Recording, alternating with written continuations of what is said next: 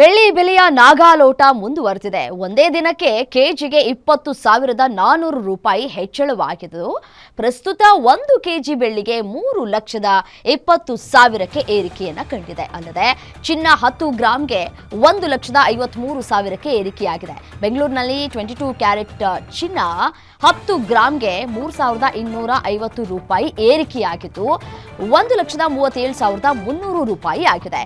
24 ಕ್ಯಾರೆಟ್ನ ಶುದ್ಧ ಚಿನ್ನ 10 ಗ್ರಾಂಗೆ 3,540 ರೂಪಾಯಿ ಏರಿಕೆಯನ್ನ ಕಂಡಿದೆ. ಅಂದ್ರೆ 1,49,780 ರೂಪಾಯಿಗೆ ತಲುಪಿದೆ.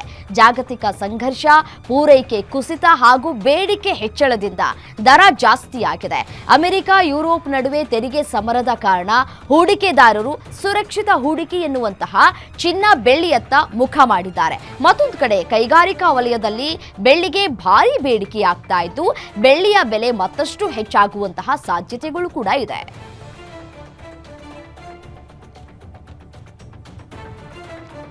ನೋಡಿ, ಜಾಗತಿಕ ಸಂಘರ್ಷದಿಂದ ಪೂರೈಕೆ ಕುಸಿತ ಆಗ್ತಾ ಇದೆ. ಇರಾನ್ ಗ್ರೀನ್ಲ್ಯಾಂಡ್ ಮೇಲೆ ಅಮೆರಿಕ ದಾಳಿಯನ್ನ ಮಾಡ್ತಾ ಇದೆ.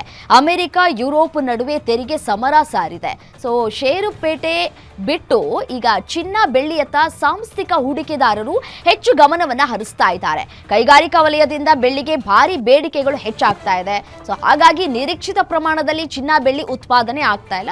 ಹಾಗಾಗಿ ದಿನದಿಂದ ದಿನಕ್ಕೆ ಚಿನ್ನ ಬೆಳ್ಳಿಯ ದರ ಏರಿಕೆಯನ್ನ ಕಾಣ್ತಾ ಇದೆ.